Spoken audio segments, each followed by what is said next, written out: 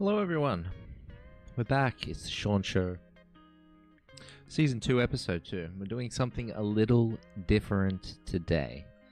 Normally we'd have an agenda, etc., but this is a specialized, actually quite a specialized video today, so let's get into it. 13 years ago, a man named Mike Polk Jr. did a video. This was 2011. He dubbed Cleveland Browns Stadium, known then as the Energy Stadium, First Energy Stadium. He dubbed it the Factory of Sadness in a viral YouTube video. For context of this whole video that we're doing, in fact, we're looking for the actual Factory of Sadness in the NFL for the upcoming 2025 season. So let's watch the video just so you can get a bit of a context. This is a Cleveland Browns fan in the thick of it. If you're only aware of the modern NFL age, the Cleveland Browns used to stank. They were horrible. And it sparked this video. So let's get into that.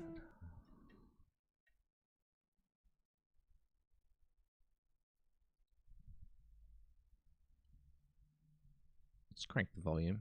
Here we go. Hey Browns, Mike Polk, season ticket holder. Killer game in Houston today. Well, thank God we built you. What a blessing for the community. You are wasting valuable space on our majestic shoreline, and what do we get out of it from you? 10 miserable games a year, including 2 preseason games that I have to pay for, and 1 shitty Kenny Chesney concert. Do you understand that it is actually statistically harder for a team to be this consistently bad than it is for them to occasionally accidentally be good? The probability is staggering. Did you happen to see that Packers-Chargers game today? It's like they're playing a different sport than you are. And here's what you have to understand. We don't even expect you to be good. We just want you to be watchable. Do you have any idea how low our expectations are? We don't expect you to win the Super Bowl. We just want you to look better than a Division III high school team. And listen, I know that there are way more important things in life than football, but you are supposed to be our pleasant distraction from those things. But all we do is pay you money to put us in a bad mood every week.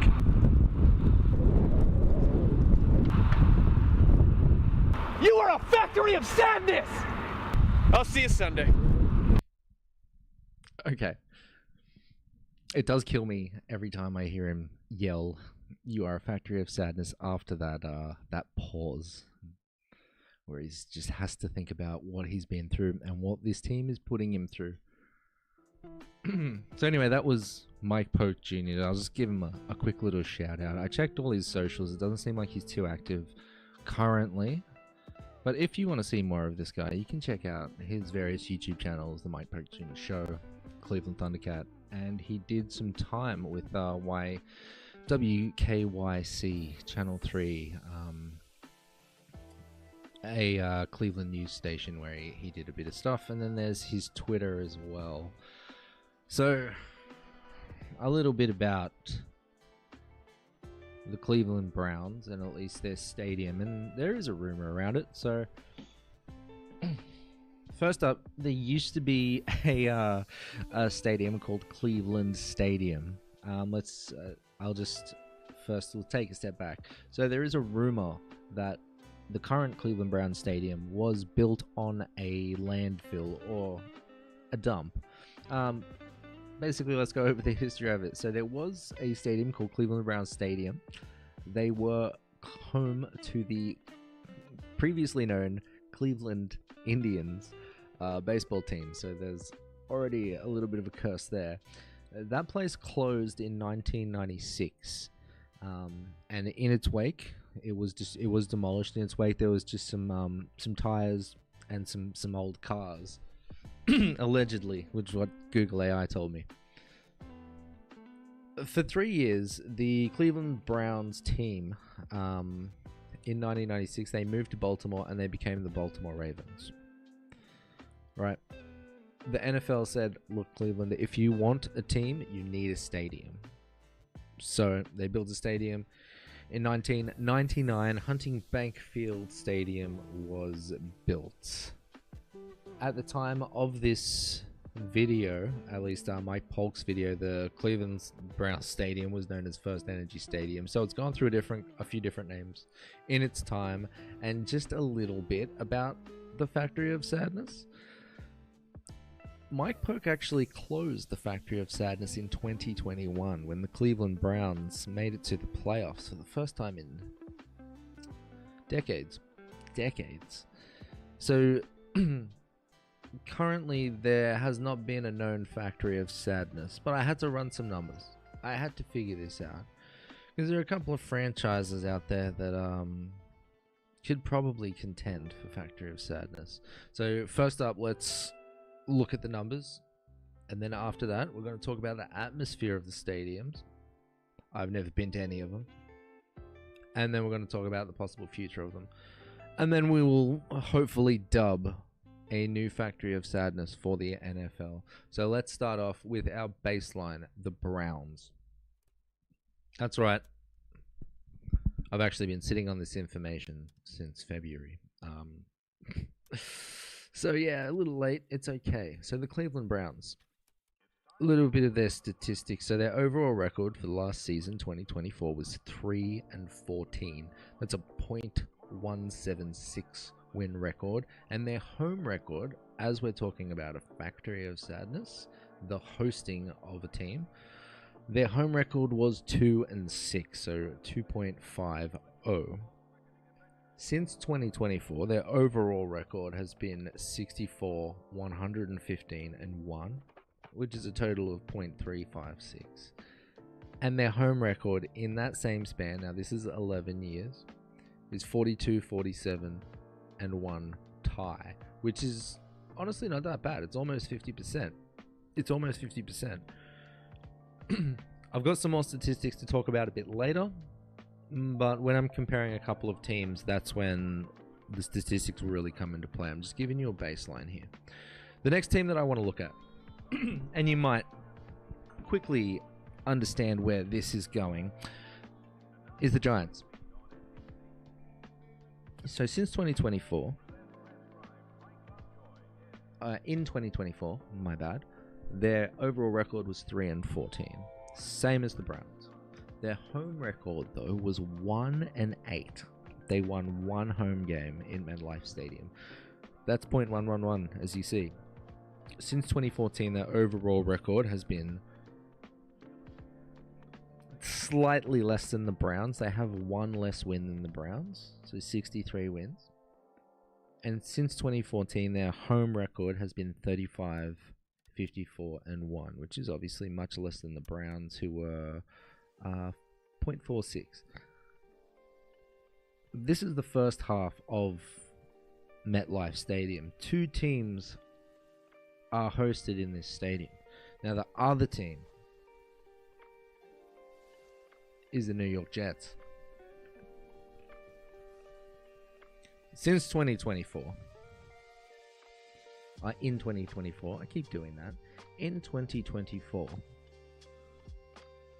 their overall record was 5-12, which is the best out of the three. Their home record was 3-5, which again is the best out of the three.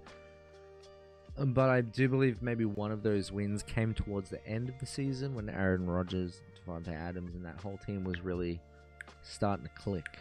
So they kind of screwed my stats there, and that's fine.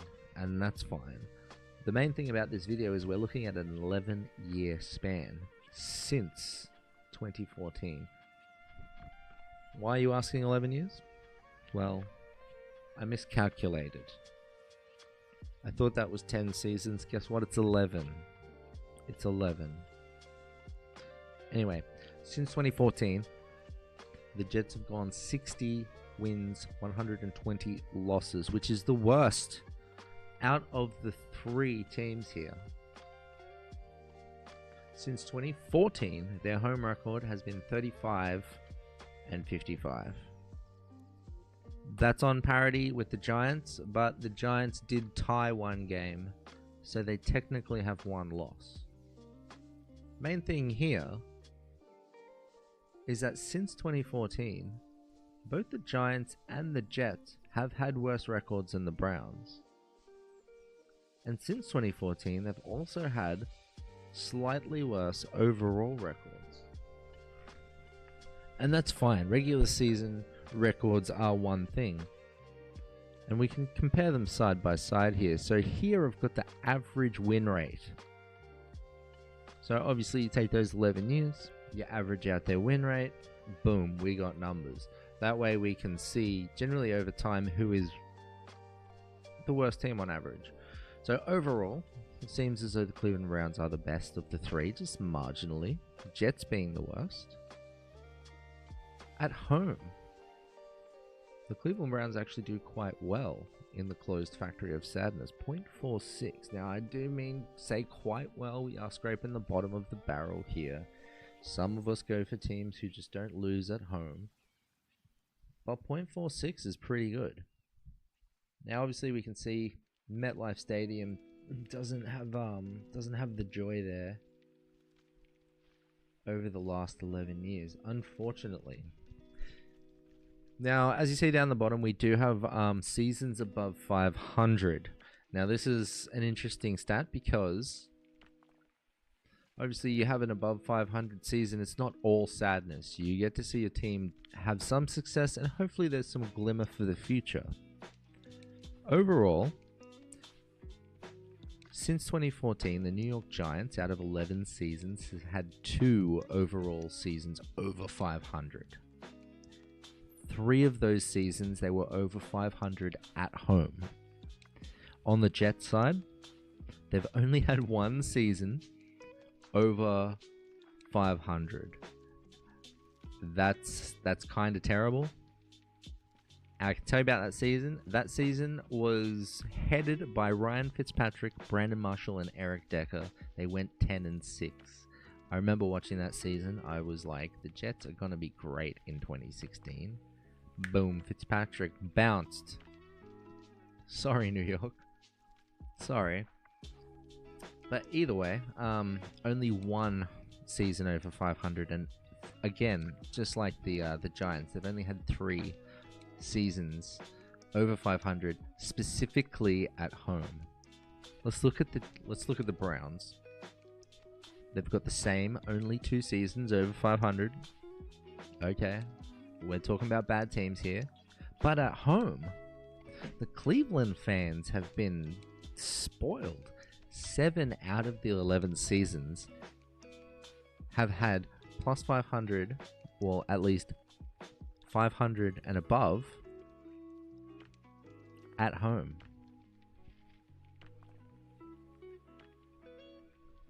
At Huntington Bank Field.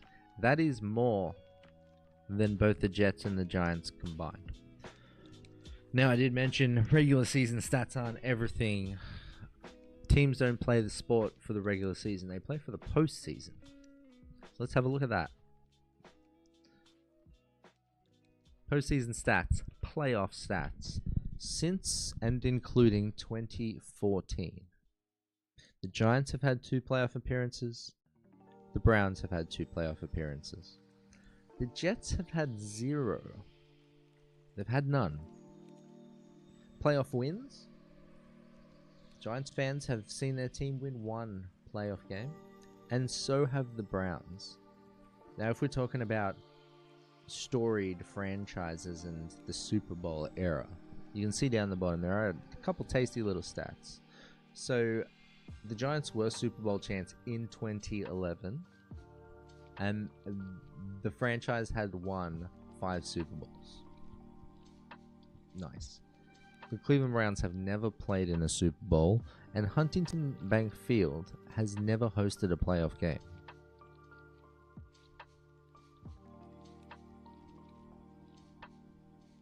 The Jets, on the other hand, their last playoff berth was 2010. So that's the last time they were in the playoffs. A long time. That's 16 years now. And they had 2 wins in that playoff run. They've only been a Super Bowl champ once. Okay. So at least if you're a Giants fan, your team sucks.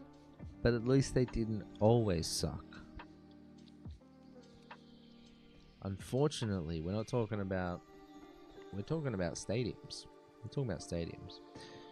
part of the idea of being a fan and going to home games is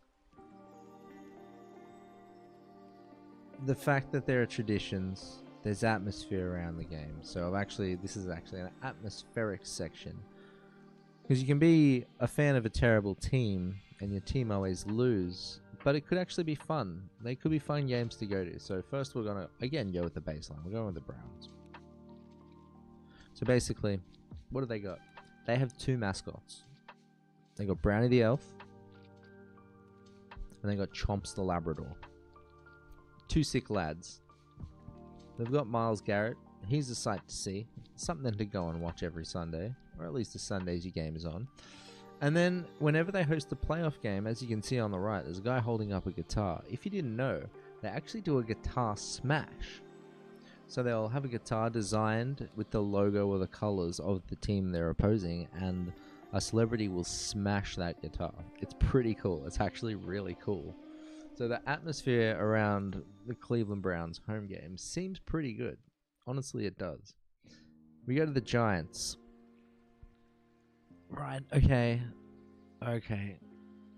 So I couldn't find too much about traditions for the Giants, except that they play Hell's Bells before the start of every home's game, which is pretty sick. Akadaka. I think they might have a marching band, or the NYPD marching band on halftime, something like that. Kind of sucky. And then they probably do have their defense chant. But yeah, atmosphere around the building in a negative fashion from last season. If you don't know, the GM had a choice. He didn't want to pay Saquon, or at least he said he didn't have the money to pay Saquon, the running back on the right there. And they had a quarterback conundrum because Daniel Jones was in a pay year. What did they do? They traded away Saquon Barkley to the Eagles, who was then a Super Bowl champion and MVP.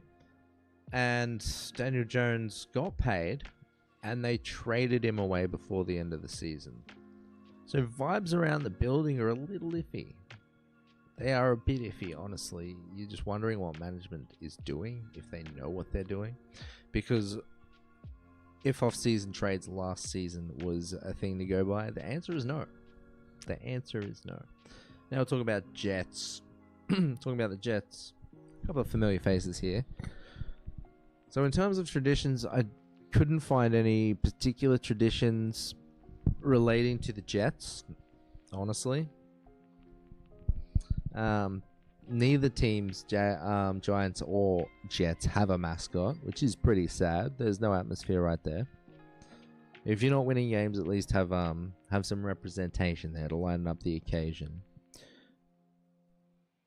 I don't really count super vans as a feature. They don't count. Super fans don't count. And I think the only other thing they have is their chant, in which they kind of just spell the name Jets, which is a 4-letter word, which I mean, they should be able to spell win, which is a lot shorter than Jets, but I guess not. In terms of player management around the stadium, I guess we saw last season. We got to see Aaron Rodgers play a full season. They brought Devontae Adams over, his best bud when it comes to throwing the ball, and they really didn't do well. They just did not. It didn't work out. The first season he went there, he was cursed, Achilles torn, game snap 1 or something. It was crazy. It was actually crazy how hefty the curse was. Either way, they couldn't get it done. Hall of Fame quarterback and Hall of Fame wide receiver with their offensive coordinator from Green Bay. They couldn't get it done. And then we'll talk about management. There is a brick there. Those, if you know, you know. If you know, you know. And I'm not going to go into that. But basically, those are the vibes around the Jets building, I feel. We will talk about the future of these franchises as well. But there is one more team that I do want to talk about, and that's the Jaguars. That's the Jags.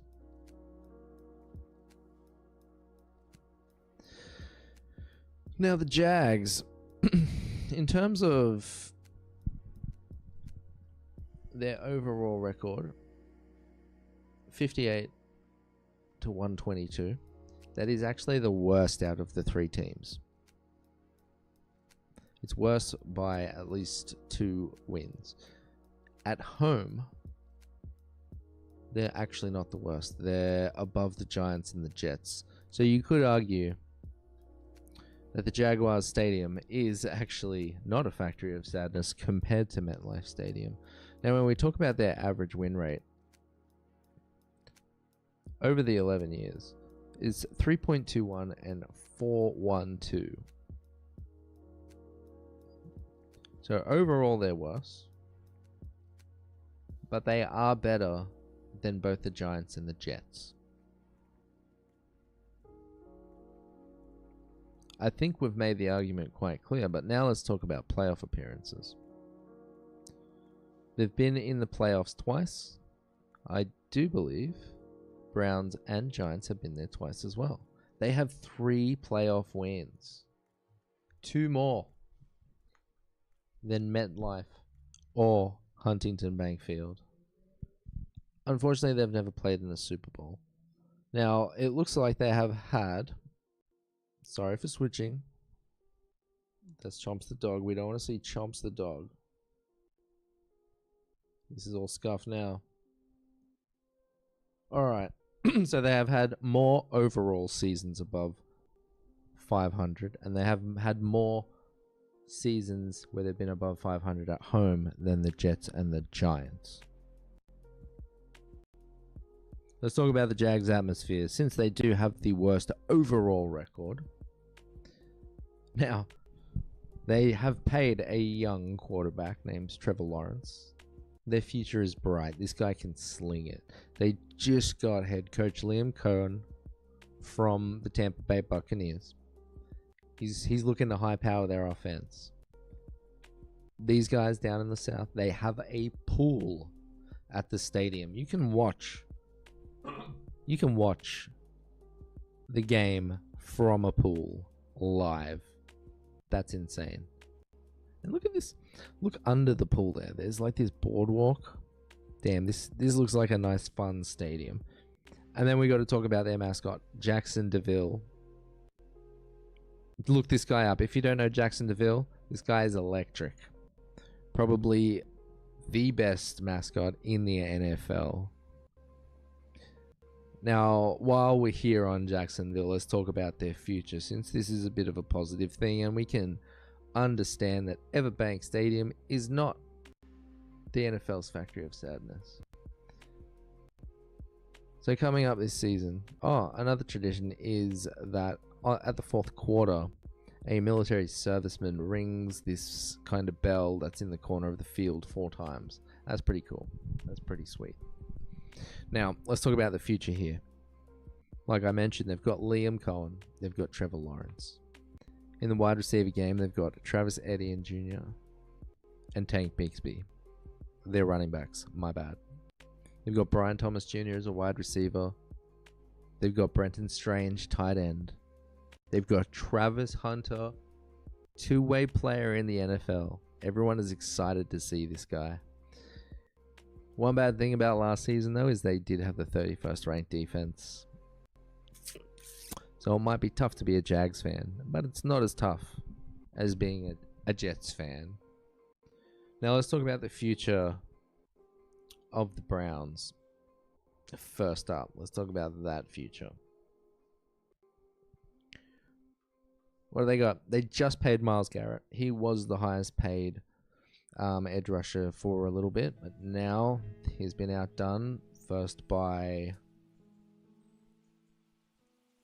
TJ Watt and now again by Micah Parsons, even though Parsons is technically not considered an edge. What do they got this season going for them? They've got Joe Flacco at the helm ready to roll. They've got Shedeur Sanders in the wings getting prepped. They've got Jerry Jeudy, receiver, beast. They got David Njoku, tight end, beast. We've got Denzel Ward. They've got coach Kevin Stefanski. And they've got defensive coordinator Jim Schwartz. in his third year of the defense, so he should see an uptick in their defense this season. Their offense is kind of ready to score points.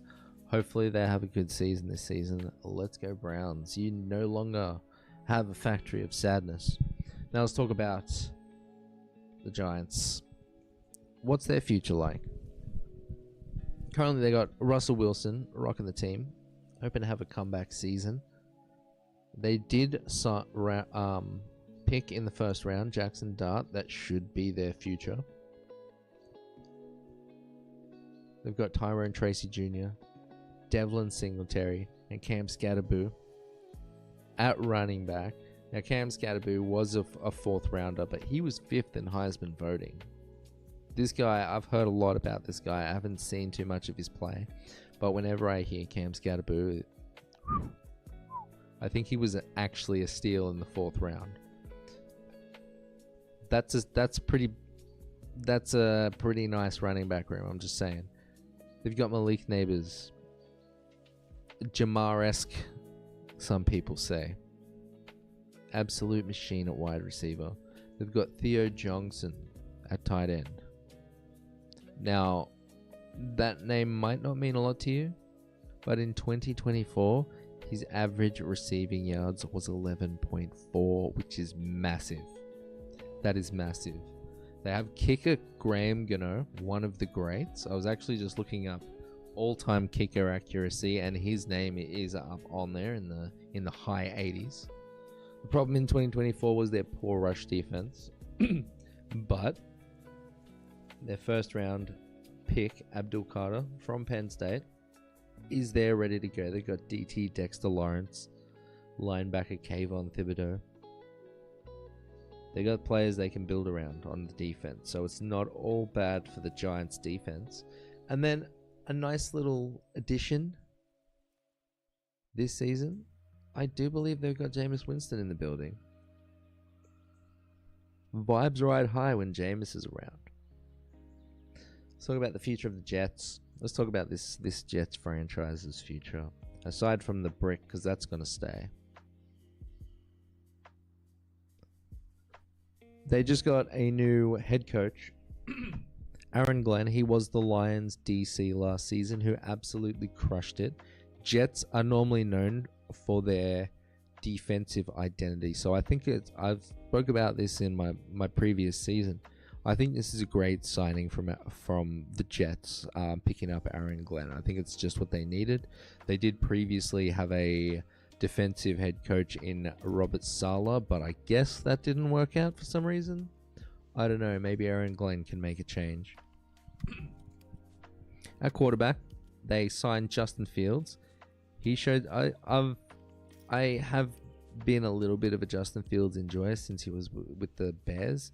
I just think the Bears, that franchise, had to do a turnaround, and unfortunately, the head office regime, head coaching, etc., was not in place when Fields was there. He got to play on the Steelers last season. He didn't play a ton, but he did play well when he did play. So I'm excited to see Justin Field on the Jets. He's teaming up with, I do believe, his college wide receiver Garrett Wilson. So hopefully there's some sparks there. Breece Hall is an absolute weapon at running back as well. So they do have a little bit of a trio going. Now on the defensive side, their DBs, Sauce Gardner and Brandon Stevens, both locked down. They also have Quinnen Williams, beast. They had the third ranked total defense in 2024. So if they can keep that up and the offense can score points, they could possibly have a good season this season.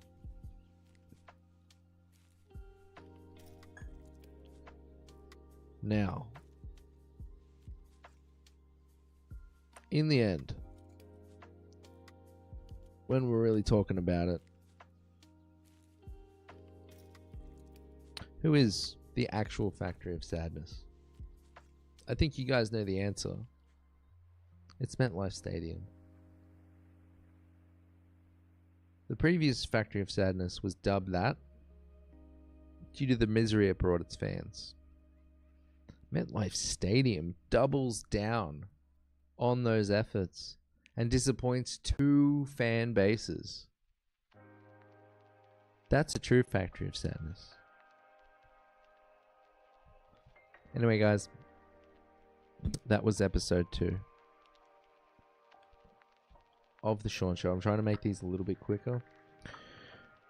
I think they're just going to be easier to digest. We do have the NFL football season coming up at the end of this week, so I will be looking to do another show before then. I have mapped out wins and losses for every division, and I'll talk about who I think will be going to the playoffs, what their seeds will be, and then we'll possibly make a bet for week 1.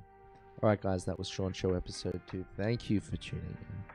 I'll see you next time, very shortly. Football's back!